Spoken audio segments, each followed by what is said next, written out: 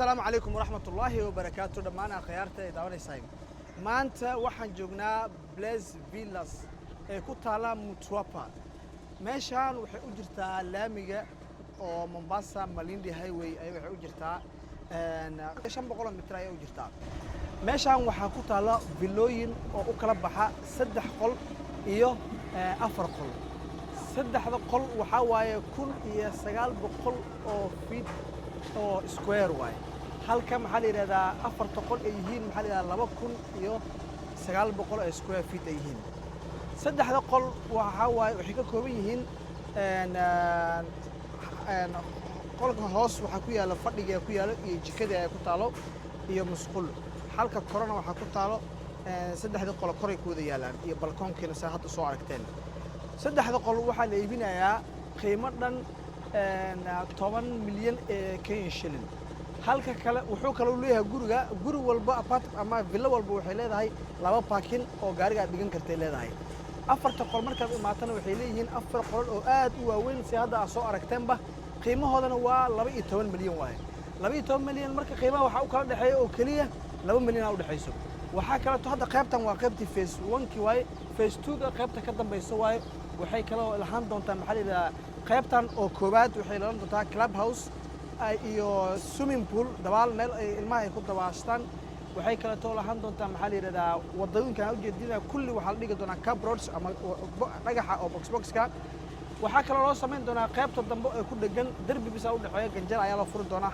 qaybta dambe phase 2 gana waxay leedahay swimming pool u gaar ay leedahay. waxa kale oo meesha aan ka maqnayn waxay leedahay gym ee dadka ay ku train gareyn karaan leedahay. security oo 24 saac taagan oo maxaa la yiraahdaa oo property ilaalinaya leedahay. waxa kale oo ay leedahay darbi ku wareegsan dhagax ah oo xataa koronto kor looga wareejinayo. soo xagga amniga aad iyo aad ayuu loo adkeeyay. waxa kale oo meeshan u dhow school ayaa wax yar u jira. waxa kale oo u dhow isbitaal ayaa u dhow. waa meel area oo xaafadaha la ag degan yahay waaye. guryahaas ku qabo mulika izo muhiimba guryahaas u jeedin guryaha meeshan waa meel oo dad daris leh waaye. sida wadada soo aragteen waa meel maxaa la yiraahdaa dadka xataa ay ku abuurtaan maxaa la yiraahdaa babayga hadhiin cananaaska hadhiin. meeshan waa dhul oo fertile ah waaye. wax alla waxa ka abuurtaa ay ka soo baxaan. area waa area maxaa la neecaw udgoon waaye. waa area maxaa la yiraahdaa oo green ah waaye oo wax qaylo iyo buuq aan lahayn. meeshan koronto ay leedahay. laakiin haddaadan koronto rabin guryaha waxaan samayn kartaa wax la yiraahdo customization si adi alla si rabto ayaa lagaaga dhigaya. waxaa aad dhihi kartaa korontoyan i gelin ee solar hal ii saar leedahay. solarka adaa qiimihiisa la baxayo. guryaha haddii aadan rabin qaarkood balkoonka inaad balkoonka inta laga daayo oo aad gurigaaga isku wada fasaxato waaye. guryahan waxay u gudmayaan sidii maxaa leedahay canjeero kulul oo kaleeto boobsiis ayaa loo qaadanaya. guryahan waxaa hadda bannaan guryaha 4 qol waxaa bannaan 3 villa bisa bannaan. halka kuwa kale ay balan yihiin 6 ay balan yihiin. guryahan waxay dhamaanayaan sanadka 2027 December tay dhamaanayaan. soo waa u jeedaan meesha waa meel aad lagu yaacayo. waa meel maxaa laha amnigeeda iyo wax walba isku dheelitiran yahay. wax alla wixii aad rabtid meeshan waa ka helaysaa. Closet over here. So this is the walk-in closet. You have your wardrobes, your drawers over here. So this is the master bedroom. Yeah, this is the master bedroom. Then the walk-in closet is right next to the bathroom. So this is the walk-in closet.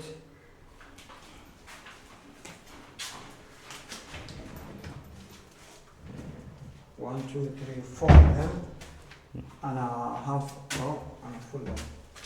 And this one. And all the ceilings is gypsum. Gypsum is for the show house. So for the rest of the houses, only the ground floor will be made of gypsum. So the other one itaachwa hivyo utakuwa unafanya mwenyewe.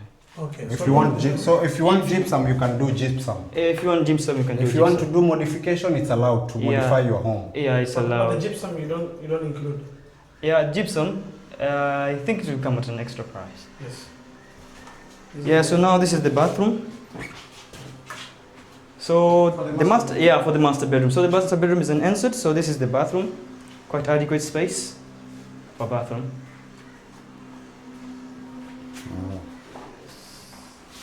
So when will this project be completed? Yeah, our estimated time for completion is by the end of next year. And 2026. 2026. By the end of 2026, December. So 2027, this place will be. Yeah, will already be occupied. Yeah. All right. So now, to your left is the balcony. So you have a front-facing balcony over here. Yeah, this is a very big balcony. Yeah, this is a very Wow. big balcony. So now this is this balcony, the front-facing balcony. Yes. Yeah. So now we've covered all the 3 bedrooms. What's remaining is the terrace. Yeah. So. Okay. So kunaweza nika nguo. Yeah. So now this is the terrace itself. So as I said, you have a laundry area over here. So this is the place for the laundry. Yeah, this is the laundry area. Yeah, now. this is the laundry area. This is where you wash your clothes. Yeah, this is where. Yeah. If you want to. Yeah. So this is the space for the washing machine Okay. down here. Okay. Yeah. So the sockets are over here. Okay. So you Yeah. can still do a barbecue here at your Yeah. own terrace with your family Yeah. or friends. Yes, that's the advantage of a villa. Oh. So now for each house you have separate tanks. So you're not sharing tanks. So you can take reference from that. 2 tanks over there. So yeah, that's your tank and that's the neighbor's tank. Okay. Yeah. that is 2,000 liters 2,000 liters each. each. Oh. Yeah. So water here is in plenty. Yeah, water here is plenty. So we have water here already. We have electricity is here. yeah. Oh, nice. Beautiful view also. Yeah, also you have the beautiful view. Palm tree. All those projects the same? Or no? This one, are they neighbors or it's the same project? Which project? Which one? Yes. Which one? The Easy. same, easy, yes. Yeah, this is the same. These are 4 bedrooms. So the 4 bedrooms goes from here to the gate. This is still Bliss Villas, bro. But They no, have Bliss Villas. 45 units. Okay. Yeah. 45, all of this is units. ours. 3 bedroom and 4 bedroom. 45 units. Built All in a 3-acre land. Yeah. Piece of land. So these are all 45 units. Hizi zote wamulikie huku. These are 45 units. So it's a gated community with a standard of prime luxury living in the coast.